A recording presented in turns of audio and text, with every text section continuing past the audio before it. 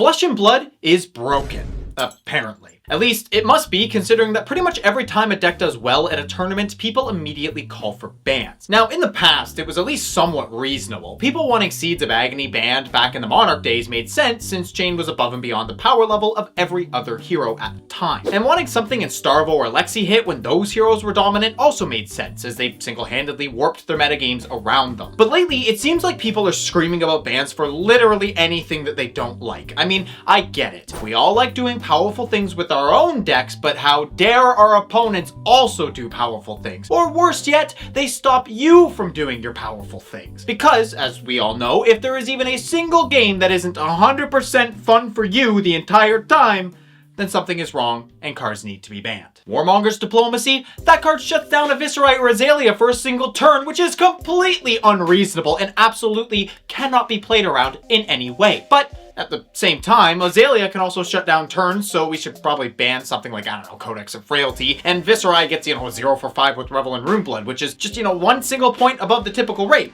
Meaning it's completely busted, it also needs to be banned. And of course, we can't talk about bans without mentioning everyone's favorite wizard, Gandalf. I mean Kano, but I wish I meant Gandalf. This hero cycles in and out of the meta practically like clockwork. If everyone is siding against him, he barely does anything and people stop playing him. Then, because people stop playing him, people stop sideboarding against him. And then when that happens, he comes back with a vengeance for like 2 weeks until everybody sides against him and he drops off again. But despite this, when Kano even top 8s an event, I swear everyone and their mother goes to Twitter to declare that the hero is fundamentally broken and this is the worst thing to ever happen to Flesh and Blood. And then they forget he even exists like a few days later. Now, don't get me wrong, I also don't really enjoy losing to a combo when I'm presenting lethal, but, and hear me out, maybe it's actually a good thing for the game that we have unique decks instead of every hero just trading 12 to 14 value hands until one of them wins on turn 30. Because sure, it feels bad to get obliterated, but it's also very fun to be the one piloting the deck that deals 65 damage on a single turn. Almost as much fun as it is for me to ruin that 65 damage turn with just a couple of flippy boys. Speaking of Prism, we can't talk about banning cards without talking about the most game-breaking card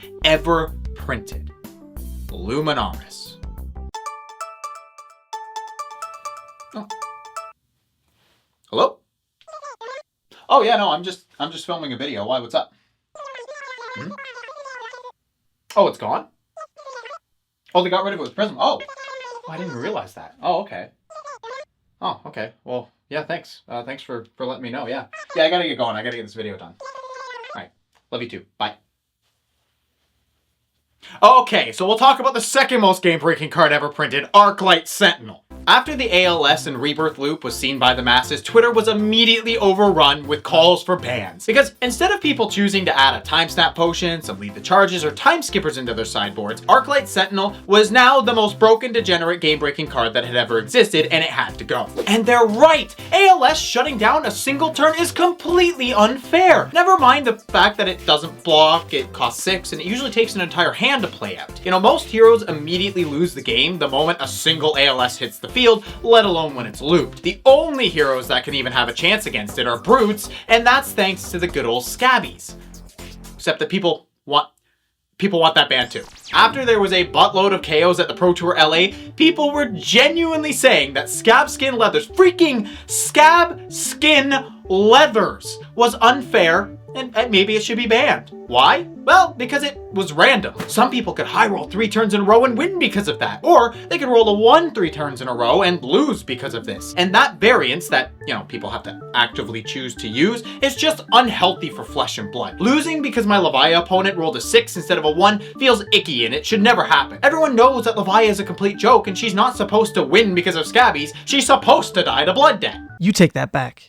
Anyways, I really hope I don't need to explain why the idea of banning scabskin leathers, of all cards, is very stupid. Now listen, I'm going to offer a bit of good faith here. I understand that sometimes you lose a game that's, quite frankly, just kind of bullshit. Sometimes you low roll and your opponent high rolls. Sometimes you play perfectly and Kano blasts your butthole out of orbit, or Prism locks you out of the game. What matters isn't that these things happen, it's how often they happen. If Kano or Prism were crushing event after event and ruining every armory, there would be a good reason to look at their cards. If Warmonger's Diplomacy simply existing was enough to make Azalea completely unplayable, then Brody Spurlock wouldn't have won with her at the Calling Phuket, and maybe it should go. And I mean, I get it. I get why people want stuff to be banned, but at the same time, I don't think banning a bunch of cards just because they feel bad to face is a good idea. Sometimes your opponent is gonna have fun, and you're not. Sometimes you're going to have a blast, and little Timmy sitting across from you is wondering why he's even playing this game after you dishonor him with Katsu on turn 2. Sometimes, things just feel bad in card games, and that's okay.